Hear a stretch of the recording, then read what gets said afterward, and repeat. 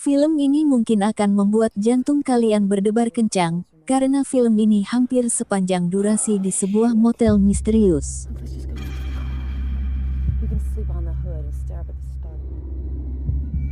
Bagi kalian yang suka berpergian dan menginap di motel, saya ingatkan kalau berpergian atau harus berhenti di tempat sepi haruslah tetap waspada dan berhati-hati, apalagi harus menginap di sebuah motel.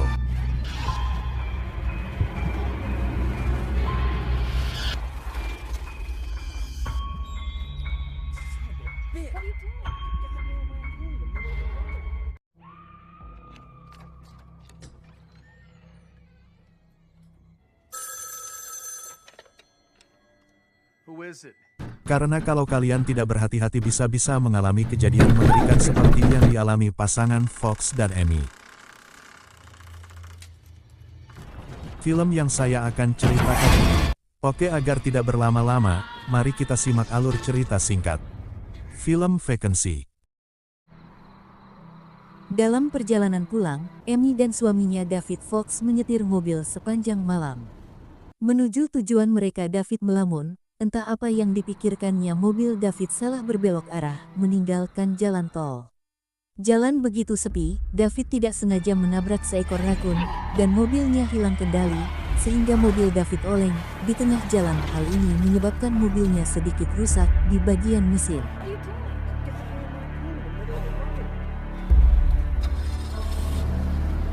David menyetir tanpa tahu kemana mereka. Si Amy mulai heran bercampur bingung. Bertanya kepada suaminya, "Di mana kita?" Mungkin mereka baru sadar kalau mereka tersesat di jalan entah berantah. Saat mereka membahas masalah keluarga, si Amy tidak sadar kalau jari tangannya tergores pisau saat memotong buah apelnya. Si David bertambah bingung karena jalan yang dilaluinya makin lama makin tersesat.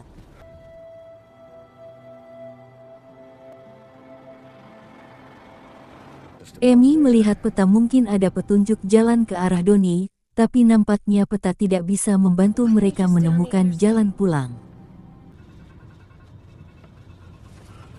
Dari kejauhan si David melihat ada cahaya remang-remang di depan.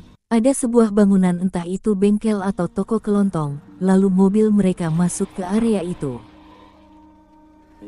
Ternyata pom bensin, tapi kelihatannya pom bensin itu sunyi sekali. Apa mungkin tutup atau masih beroperasi? Si David mulai kelelahan dengan situasi sekarang.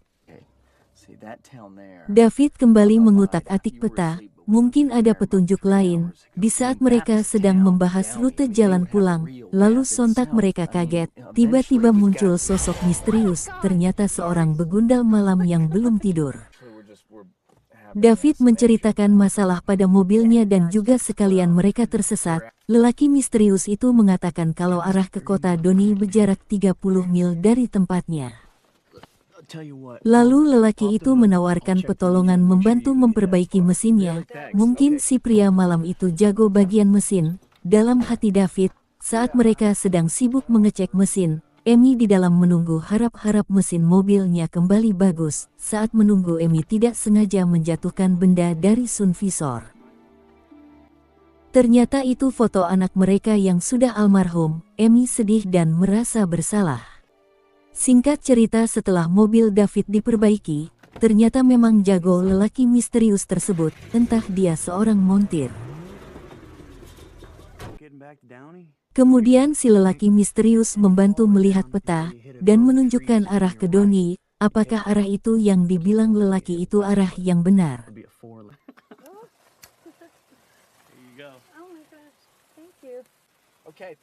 Lalu mereka melanjutkan perjalanan, mengikuti arahan petunjuk penjaga pom bensin katakan tadi. Amy masih mencari rute ke Westcliff, namun Amy tidak menemukan rute tersebut di peta. Namun tiba-tiba mobil David menabrak sesuatu.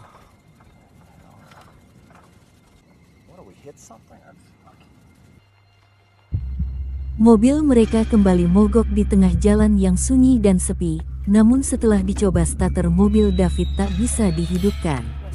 Mereka berharap-harap ada orang yang lewat agar bisa meminta bantuan. Di kesunyian malam mereka saling menyalahkan. Menurut David karena Amy lah yang menyebabkan mereka tersesat. David kembali menyalahkan Amy, disebabkan Amy sepanjang jalan tertidur. Rupanya Amy mengkonsumsi narkoboy jenis koktail.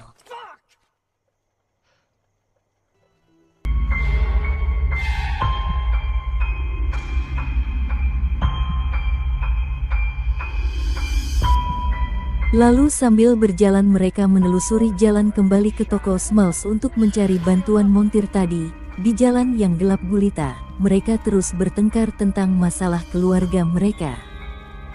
Sampai di tempat pom bensin tadi, David dan Amy memeriksa seluruh tempat itu, siapa tahu ada orang yang masih berjaga. Lalu mereka berdua menuju sebuah motel di sekitar pom bensin itu. Di saat mereka berdua masuk, di dalam lobi mereka mendengar suara jeritan wanita yang sangat keras.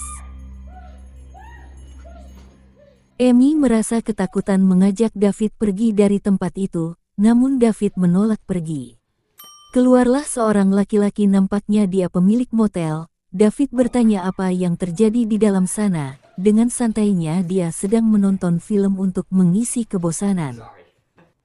David menanyakan montir tadi kemana, yang memperbaiki mesin mobilnya, tapi sayang sekali si montir tadi sudah pulang, namun ada bengkel sekitar 20 mil di timur, kata bapak motel ini. Lalu David membeli koin untuk menelepon seseorang tukang mekanik, tapi sayang sekali masalahnya bengkel Clark tak buka selarut ini, kata bapak pemilik motel, kalau mau menunggu jam 8 pagi bengkel baru dibuka. Lalu bapak kacamata menawarkan motelnya, agar David dan Amy menginap saja malam itu juga.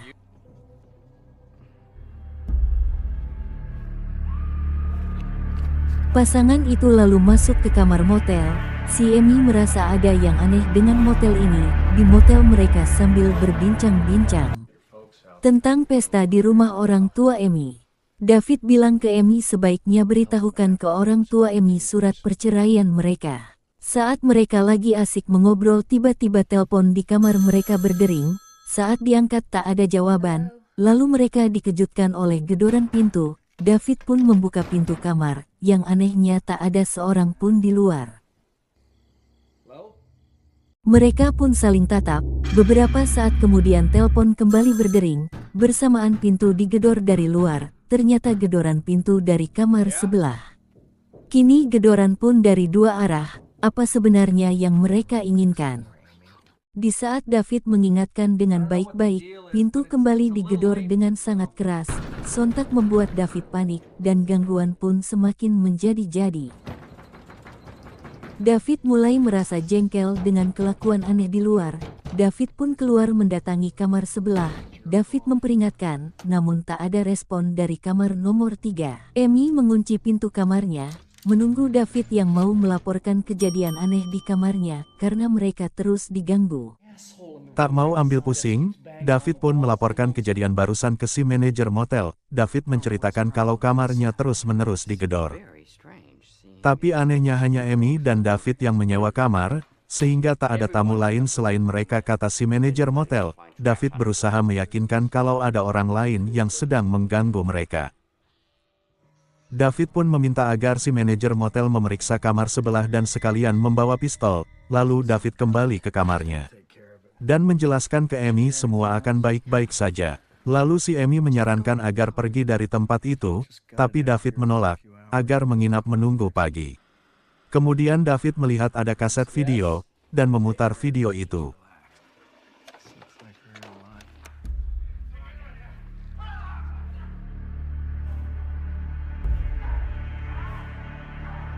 Lalu si David mengganti video lain, di kepalanya mungkin ada film dewasa, ternyata film yang sama, film penyiksaan, entah itu film asli atau film biasa. Ada hal aneh yang di film tersebut. David merasa kamar yang di film itu sama dengan kamarnya. Betapa herannya David melihat video itu. David melihat dengan seksama ruangan kamar, dari dinding, lantai, atap, hampir sama dengan film penyiksaan itu. Lalu si Amy pun heran melihat lampu gantung sepertinya sama dengan lampu di film itu.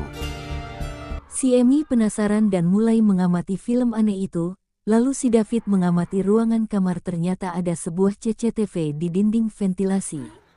David berpikir sepertinya kamar mereka ini sama persis dengan kamar di film itu. Amy merasa film ini sungguhan. Lalu dia mengganti video kaset yang lain, ternyata tetap sama, film penyiksaan lain di kamar ini sama. Amy mulai ketakutan sampai-sampai dia kaget. Tiba-tiba lampu kamar mereka mati dengan sendirinya, disertai gedoran pintu, sampai-sampai di dalam gelapnya kamar, Amy sangat ketakutan. Tiba-tiba seluruh pintu digedor dengan keras, mereka berdua sangat ketakutan, tampak dari dalam di belakang mereka ada penampakan sosok bertopeng sedang mengawasi mereka. Amy dan David berencana kabur dari tempat itu. Di saat David mau membuka jendela kamar mandi, sialnya jendela telah dipaku. Lalu tak sengaja Amy melihat ada buah apel, nampak seperti apel miliknya yang ditinggal di mobil. David merasa sepertinya ada seseorang di kamar mandi. Ternyata, dalam kepanikan, David membuat rencana agar bisa kabur dari tempat mengerikan ini. David membuka pintu, sambil mengawasi para psikopat. Tak ada siapa-siapa di luar. Aneh, di mana mereka? Dia mengawasi situasi dengan sangat waspada. Dia tidak mau menjadi korban berikutnya. Di saat mereka melarikan diri, tiba-tiba sontak muncul psikopat di depan mereka. Otomatis psikopat pun mengejar calon mangsanya. Sialnya dari arah lain muncul psikopat lain. Mereka sangat kaget. Naasnya saat Amy berlari, handphonenya terjatuh. Merasa maut di depan mata mereka, si David pun cepat-cepat membuka pintu. Nyaris saja para psikopat hampir menangkap mereka. Mereka pun berhasil menerobos masuk kamar. Situasi sangat genting. David mulai panik dan kebingungan. Dia menyuruh Amy memeriksa jendela kamar mandi. Saat Amy hendak membuka jendela, tiba-tiba muncul psikopat dari luar. Sontak Amy kaget. Para psikopat terus meneror dari luar, tujuannya agar Amy dan David panik dan ketakutan setengah mati. Merasa gangguan agak berkurang, David mengintip situasi di luar. Anehnya tak ada siapapun di luar, kelakuan mereka seperti hantu. David nekat mau keluar, tujuannya ke telepon umum, di depan motel, namun Amy melarangnya. David menjelaskan kalau begini terus, hidup mereka tidak akan lama lagi. David kembali menyelinap keluar, apakah dia bisa berlari ke tempat telepon umum, sementara si Amy lagi sibuk membuka jendela. Akhirnya David berhasil masuk ke tempat telepon umum.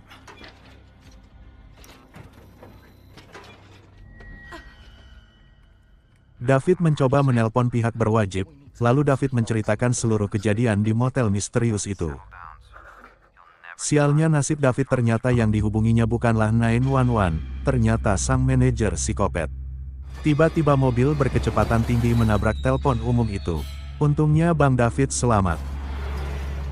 David kembali berlari ke kamar. Mobil itu pun mengejar David. Si David terus berlari menyelamatkan diri. Apakah ini akhir dari hidupnya? Amy dari dalam kamar melihat suaminya mau ditabrak.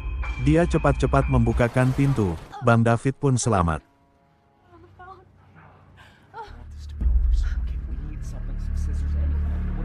Tak mau jadi bulan-bulanan para psikopat, David berencana mau melawan.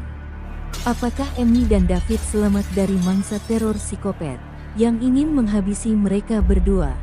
Tonton filmnya. Sekian, terima kasih sudah menonton. Jangan lupa like dan subscribe. Assalamualaikum.